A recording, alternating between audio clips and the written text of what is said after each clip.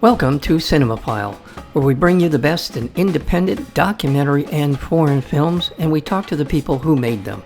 I'm your host, Mike Kaspar, and you can find out more about the program by going to cinemaphilepod.com. Timestamp is an intimate portrayal of rural Ukrainian schools in all parts of the country as symbols of resilience, where teachers and students persevere under extraordinary circumstances.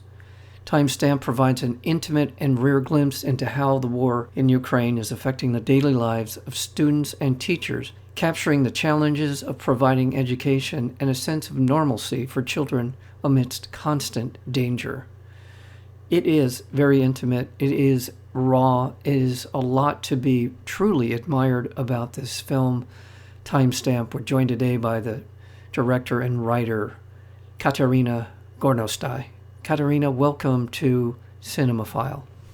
Thank you for having me. Thank you so much for being here. It's a very powerful film, and like so many powerful films, it draws its strength from the resilience and the bravery of the people in the film. You portray people trying to make normal out of a completely insanely abnormal situation, and my congratulations on your ability to capture daily life amidst all of this chaos. At what point in your life did you decide to pick up a camera to document this? What was it that spurred you to do this film? Actually, I'm really grateful to this film because it kind of made me to do that. When the full-scale invasion of Ukraine happened, it's not only my impression, but a lot of people from art or from film, for example, they suddenly got this feeling that everything ended and your profession ended. You can do nothing. You're, helpless and useless in a way. It's like fighters are really, really, doing their job. People that cook food, for example, doing their job good and they're needed in such times, but not filmmakers.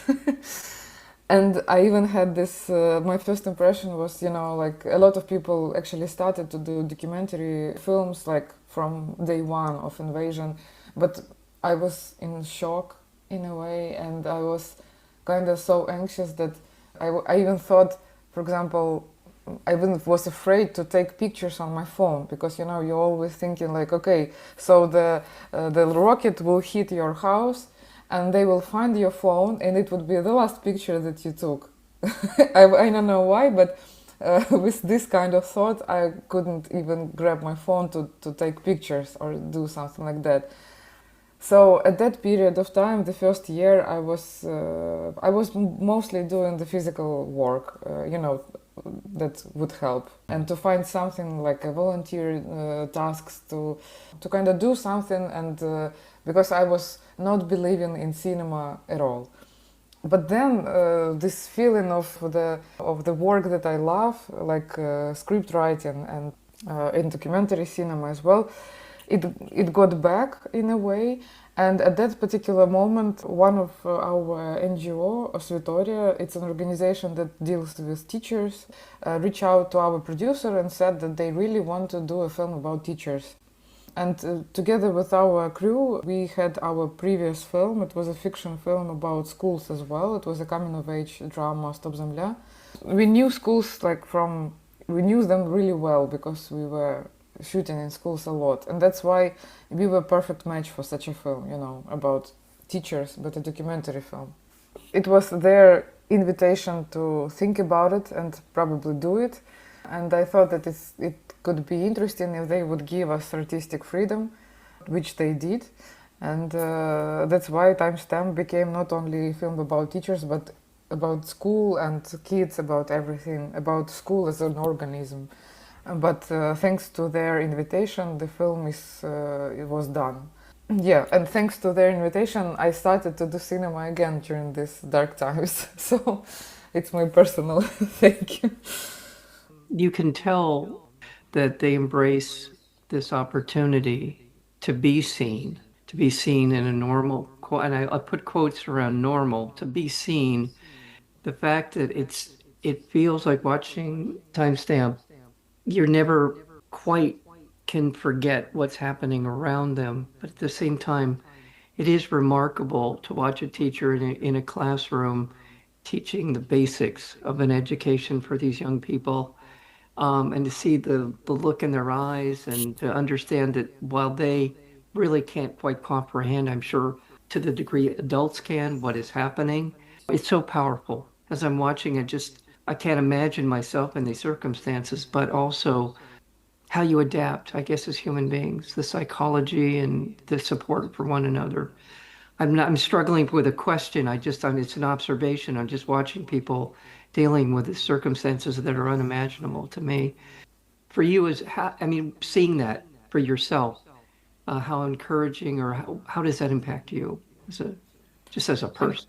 It's really impacting. You know what's really impacted me while we were doing this film is that it gave the opportunity to go throughout, like to go and see how different cities are living. Because the thing that maybe people from abroad don't get is that the war is really different in different places of Ukraine. Yes. It's really a big difference to be in Zaporizhia, that is really close to the front line, and they have ballistic threat like 5 times a day, and it's like ordinary for them, And to be in Kyiv, that for example, like right now, it's somehow it's a hard situation, and they have this attacks more frequent, but anyway, they are mostly at night, and the day is kind of okay for us. But Zaporizhia, for example, is constantly under attack, or Odessa, or Kharkiv. It's like these cities are basically, it's a big cities with a lot of people, and they're basically really close to frontline or to the border. And so I'm really, thankful for this film that I saw and felt how people are there, because it's different situation. And another thing that it's really encouraging actually for me as well to see that people didn't stop doing their job like I did, when the invasion started. Because, right. But when you're a teacher, you're responsible for a bunch of people, and you can't leave them. It's like something you should do something for them immediately. You can't say, "Oh, I'm so stressed. I will kind of make a pause, and maybe then I will return to my work." They can't do that. They can't say it like that. They just needed to react really quickly. So for me, it's really encouraging. And for me, it's about doing whatever you can, even such harsh circumstances. It's like part of this film is about that, about this neuroplasticity that we have, about this adaptive psychic, that it's impossible to be anxious all the time. It's you need to adapt. Obviously, our cortisol level here in Ukraine is much, much higher than average person like elsewhere. But anyway, we adapted for it. And we adapted for this absurdic environment. You have this really hard night with the rocket attack and drones and stuff like that. And in the morning you go and do your job, or you go and eat in the restaurant, or in the evening you have the theater night, and then we have another attack. So it's like it's this. Really strange, absurdic thing that we live life, but in these conditions, in a way. Yeah, you pointed out, and that's an important part of the film, is the structure of it. We see in the distance between where that city is to Russia. We get the idea of that, just what you described, the people in the front line. Is it Romny? Is that the one city? Yes, in Sumy region, yes. That's fairly close. Pretty close to the border. Kharkiv is closer even. Yeah, you might say it like that. And so you're right. So that does give us the perspective of people, as you described it, that are further away from, quote unquote, the front line in this day and age of modern warfare. Everywhere is a front line in some ways or another. I love seeing them in the classrooms, just learning what I remember from my days in grade school, learning how to write, learning geography. How does the pressure and the stress of this manifest itself? What is the most common thing that you see in young people? You know, the childhood is shorter. They are Okay. grown-up people really quickly. It feels like they are grown-ups more than children, even if they are small. You know, you're like it's just an impression when you're looking at them. It's even like that, and they know the routine.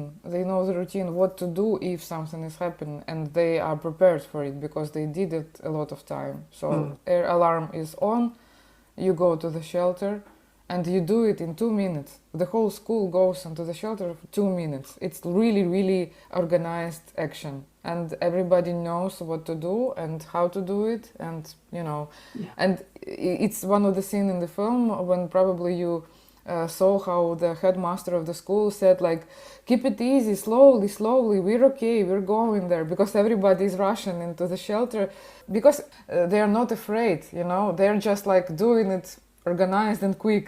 That's why they're rushing there, not because they're kind of in panic or something like that. And they're doing it so good that you shouldn't even rush. You have time to go there. But there's a young, very young woman beginning of the film, and she's just crying. She just uncontrollably crying, and you can see the pressure, the stress on her. You can see it in her face. To me, that's a normal reaction. The reaction that would be the normal if you were not where they are living right now. It would not be normal, but in the situation that she finds herself in, unable to grasp the gravity of what's happening around her, but it's also just it pierces your heart to watch Yeah, somebody but going. you know, it's interesting thing because I don't know why she was crying precisely. I have some clues, but because you know, it's like that's something when you observe, when you pick this style of observational cinema, you don't intervene. It's like yeah, you just observe it and you just show it as you saw it. But for Mariana, it's the name of this girl in this first one of the first scenes of the entering the school.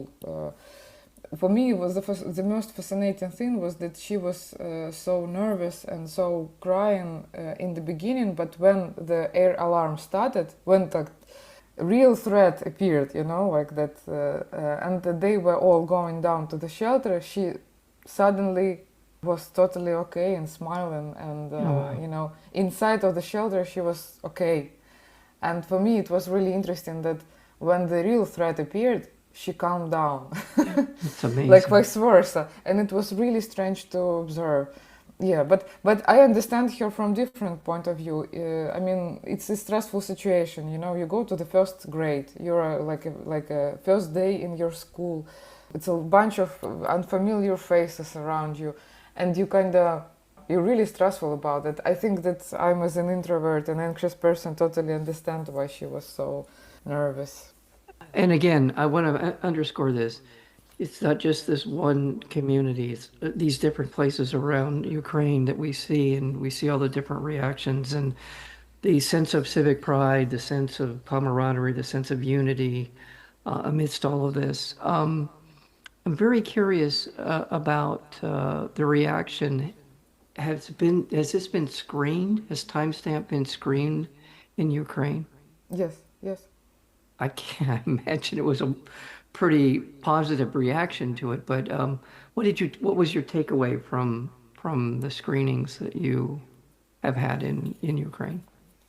It was not many, if to be fair, but it doesn't even matter if it's a fiction film or documentary film. I'm always more looking into it to see how the film is shown at home because of the language, because of different things that are so nuanced that only Ukrainian people could grasp it, you know, when watching. Um, but on another hand, I was a bit nervous because for Ukrainian person, every scene that we show in the film is something like really, you know, it's this reality is familiar to us. We understand how it works, and we know all this news. We know about all underground schools, and that Kharkiv kids are going to metro station to study. So I mean, we know all that. It's like not a new thing for us. But somehow, when you gather it all together and show to people, what I really like that it gives some strength and gives some hope for them as well. I mean, because this film, my biggest aim was not to show Ukrainian kids and teachers as victims of this situation, although they are victims, like all of us. But I really didn't want to emphasize on that. I really wanted to show their life that is going on still, and maybe to show this example of people that are working and trying to do something even in such conditions. Because I mean, this is the only thing that all of us can do, either in Ukraine or somewhere else. It's like it's about doing something small, even for your local community, for your neighborhood, to change something. So that was really, for a lot of people, it was heartwarming feeling that we can go through it. We can manage it. Yeah. I just want to remind our listeners that we're speaking with Kateryna Gornostai, who is the director of the film Timestamp. And Timestamp is available currently on Amazon Prime, as well as on Ovid TV, ovid.tv. You can check it out there. Hopefully it'll expand beyond those platforms. It definitely should be seen. This is a window into the life of the people in Ukraine that we rarely, if ever, get a chance to see at this level through the eyes of school children and the impact it's having on their life. So, again, Timestamp, and we're speaking with the director, Kateryna Gornostai. It's a very powerful film, and it's the power is in, I'll call it the simplicity of watching people adapt and try to move forward in their own lives.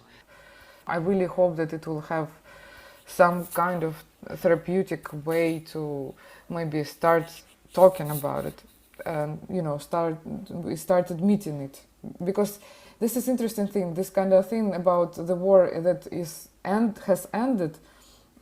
It is felt something interesting for people abroad, but for us, what I know by my impression is that even when the war would be over, it would not. It's already so long and already so painful that probably even if it would be frozen or stopped, or it wouldn't be over, because it's impossible to. It's so much pain that it's impossible to kind of get over it. So, I mean, this is probably the main topic of this film. Well, I just want to let people know, in addition to its theatrical run, it's being released through KimStem, which is a wonderful distributor. Absolutely, just a fantastic platform for you to be on. My heart goes out to you and to the people in your life and to the people in your country. And everything is temporary, and you just need to hang on and do the thing you need to do. And it all will pass. Well, I do take some strength, and just as you described it, from what you're saying, but also to see the resiliency and the determination on the part of the people of Ukraine is inspiring. And all of my best to you, all my very, very best to you, on the success of Timestamp, but also for your well-being, and to your family and friends and your countrymen. All the best. Thank you. We've been talking with Kateryna Gornostai. She is the director and scriptwriter for a remarkable documentary film called Timestamp. Thank you so much for your time today. Thank you. You have been listening to Cinemaphile with Mike Kaspar, the place where you will hear from the best in independent documentary and foreign filmmakers. Please check out our previous interviews as well as upcoming interviews and special programming by going to cinemaphilepod.com. We are also available on Apple Podcasts, Spotify, and YouTube, searchable under Cinemaphile with Mike Kaspar. Until next time, thank you for listening.